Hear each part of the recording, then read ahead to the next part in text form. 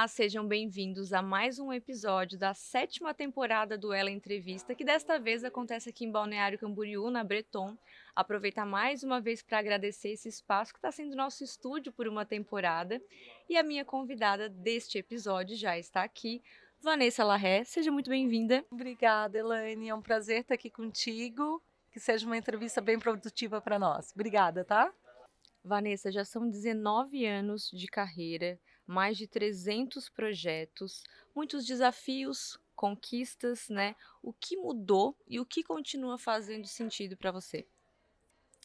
Elaine, esse mês de agosto que passou foi o ano de 19 anos, que a gente completou 19 anos de escritório. E a gente fez uma reflexão sobre isso, né? O que mudou? Na realidade, as situações atípicas que precisam ser resolvidas hoje se resolvem de uma forma mais branda. A gente tem muito mais credibilidade, uma forma muito mais pacienciosa de conseguir resolver, e isso faz com que a gente domine mais todas as situações atípicas do escritório, né? Os problemas não vão deixar de existir. Então a gente tem que saber como resolvê-los. E eu acho que isso é um dom que a expertise dos anos nos ensina. Uhum. E frente a isso, para complementar, qual é a arquitetura que tu defende hoje, que influencia na vida das pessoas, né? Qual é o propósito dela no viver? Eu acredito que a arquitetura, desde sempre, quando eu comecei a estudar, ela precisa fazer sentido. Ela não pode ser uma arquitetura teatral, ela precisa entrar na vida das pessoas e ajudar a vida das pessoas, não pode se tornar um problema. Então eu vejo muitas casas que têm situações diversas, ou crianças pequenas, ou recém-casados, ou pessoas que não ficam muito dentro de casa, ou pessoas que ficam muito dentro de casa.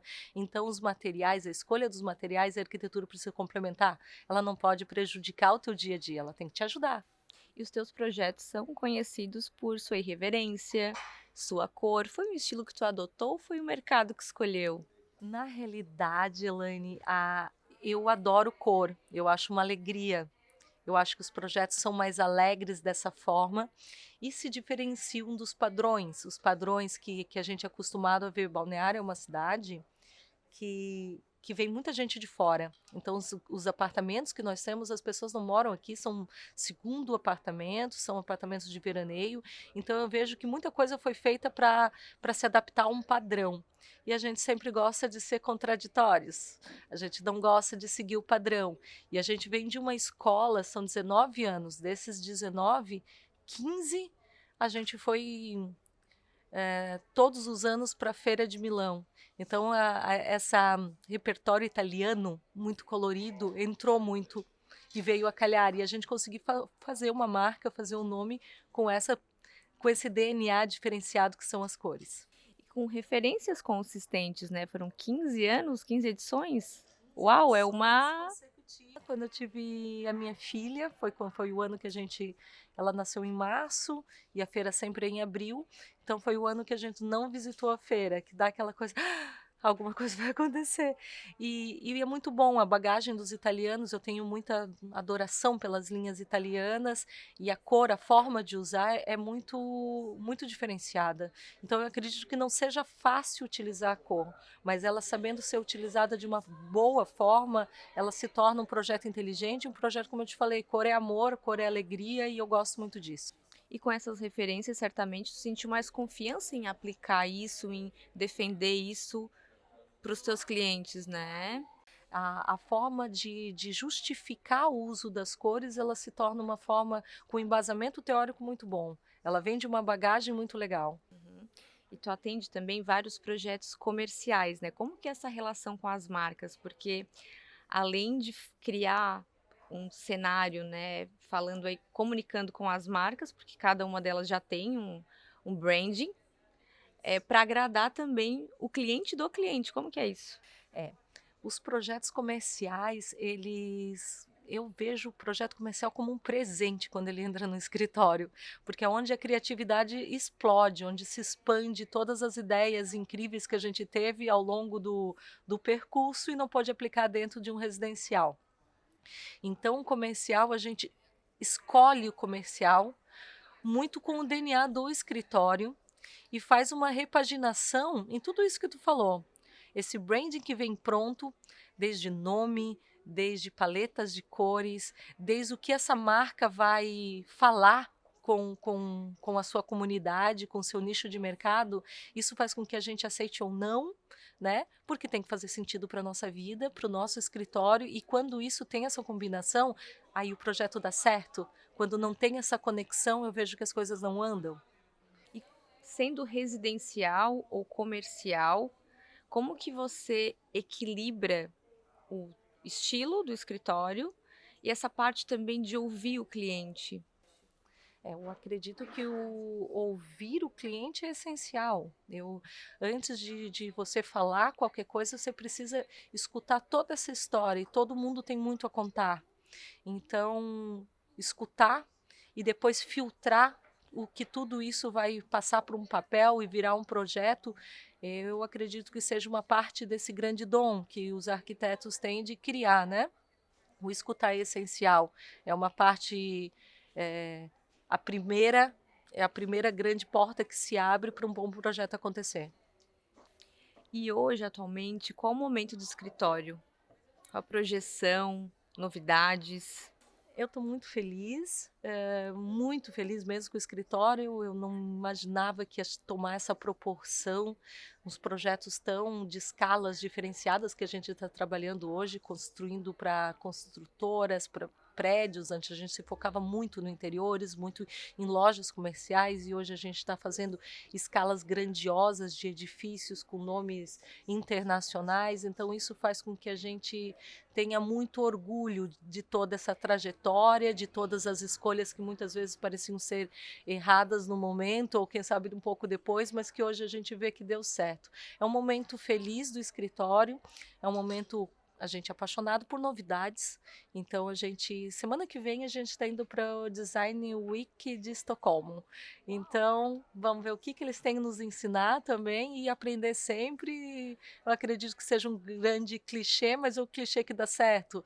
Os olhos atentos, mente aberta para sempre estar aprendendo e usufruir do que a arquitetura tem de melhor. E você falou ali dos empreendimentos verticais, né?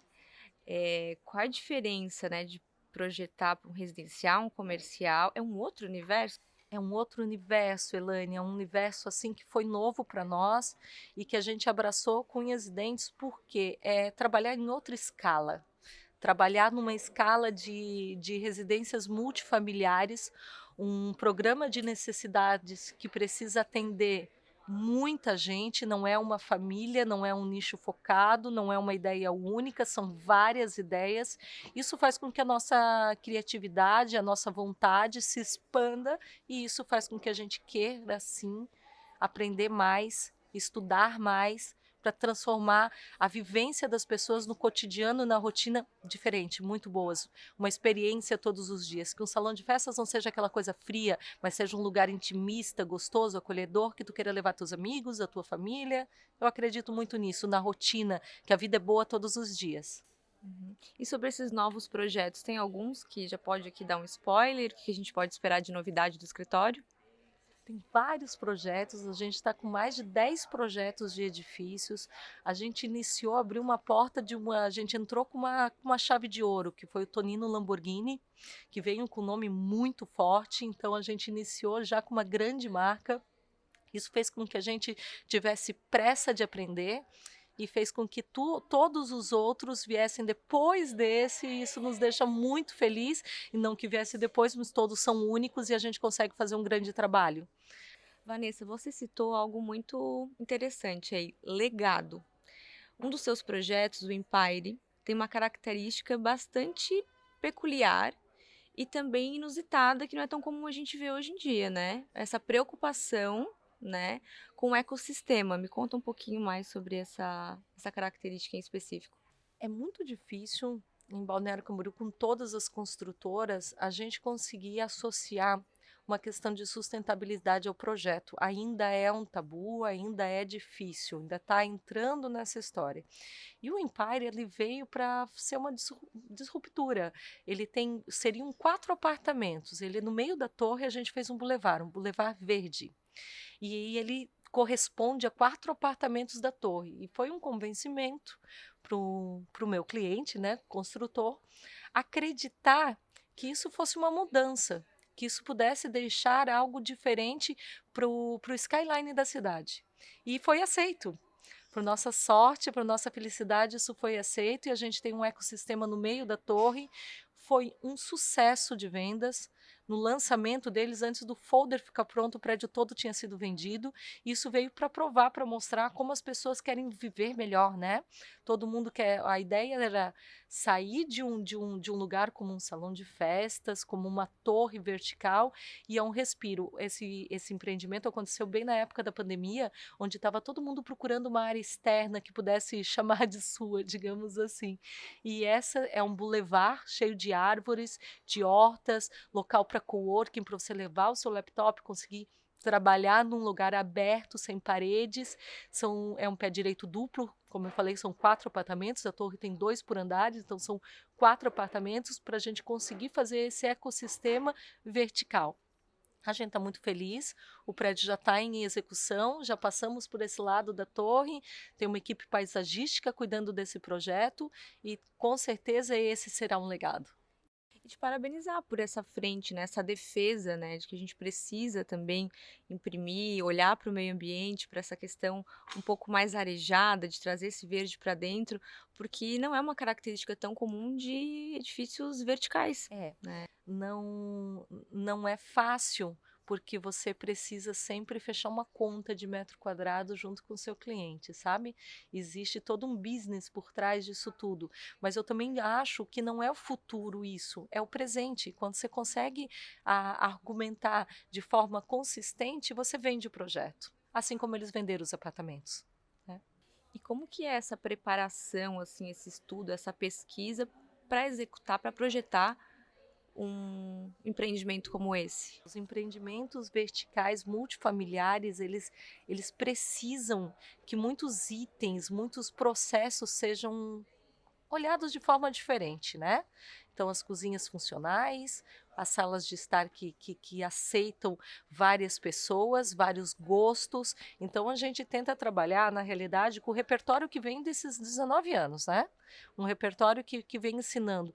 Eu vejo muito assim, na Feira de Milão de 2008, vamos chutar uma data. Ela é muito parecida com a de hoje, parecida no sentido, as necessidades mudam, mas os conceitos arquitetônicos, eles sempre têm uma linha a seguir. Então a gente precisa seguir alguns parâmetros, sair da caixa, obviamente, jogar todos os parâmetros fora de vez em quando, mas seguir conceitos. E eu vejo que essa veia de buscar pelo novo, de estudar, de captar aí referências, viagens, é muito de vocês, assim, do escritório, né? Tá muito no DNA, né? Muito, tá no DNA do escritório, eu acredito nisso, eu acredito que a nossa cabeça vai expandir com uma viagem, seja ela qual for, e quando eu consigo conciliar uma viagem com uma feira, para mim é muito melhor. A gente estava conversando há pouco que não consigo ficar tão ociosa numa viagem, a arquitetura precisa sempre estar presente. E qual é a projeção, assim, do escritório de vocês aí para os próximos anos? Como que você vê? A gente está trabalhando muito com arquitetura vertical agora, né? Balneário Camboriú é uma cidade que explode isso, acontece isso. Então, desde as residências unifamiliares, como toda a arquitetura multifamiliar, é onde a gente está nos focando bastante agora, sabe? Tentando usufruir o máximo dessa escala e trabalhar com isso de forma verdadeira para fazer um grande projeto. Não são projetos mais, quando é numa escala superior assim, são legados, eu acredito nisso. E vocês têm uma vasta maturidade, expertise de mercado, servem de exemplo para muitos as novas gerações de arquitetos, de designers. Quais conselhos tu daria para essa nova geração? Ah, são tantos conselhos, já me fizeram essa pergunta e eu mudo sempre, sabe? Mas não desiste, não é fácil. Não é fácil, várias pedras vão estar no meio do caminho, não é uma vida que você pode dizer que deu tudo certo, são vários desafios, o cotidiano ele é difícil, fornecedores, clientes, trabalhar com pessoas, só não desiste, persiste sempre e estuda bastante. leia muito. E é clichê, mas é realmente essa. Não existe uma fórmula mágica, mas existe uma fórmula, sim, de que vai dar certo quando você tenta incessantemente e você vai conseguir. Para finalizar, na ótica da Vanessa, o que é arquitetura? Arquitetura é o meu mundo inteiro. Eu tenho paixão pela profissão, acredito, sou feliz porque escolhi certo. Eu brinco com meu marido, com meus amigos, eu não sei fritar um ovo, mas arquitetura eu entendo. Então eu sou feliz pela minha escolha. A arquitetura é o mundo todo. Vanessa, para quem ainda não conhece o teu trabalho, como que faz para conhecer? Redes sociais, canais digitais? Eu não sou muito atuante, assim, eu digo que eu não sou uma arquiteta que blogueira, mas o nosso Instagram está em constante evolução sempre, é Vanessa Larré Arquitetura, nosso site também está ali, vanessalarré.com, eu acredito que ali vários projetos vocês vão poder conhecer. Vanessa, muito obrigada pela tua participação aqui no Ela Entrevista e eu espero conferir aí algum desses projetos que logo logo a gente vai poder compartilhar aqui com os nossos seguidores, com o público em geral. Vai, Elaine, quero que você venha de novo para ver tudo isso que eu estou te falando já executado. Como eu tinha dito antes, são legados que a gente está deixando para as outras gerações. Então a gente está muito contente e eu tenho que te agradecer pela essa entrevista linda. Muito Muito obrigada. obrigada.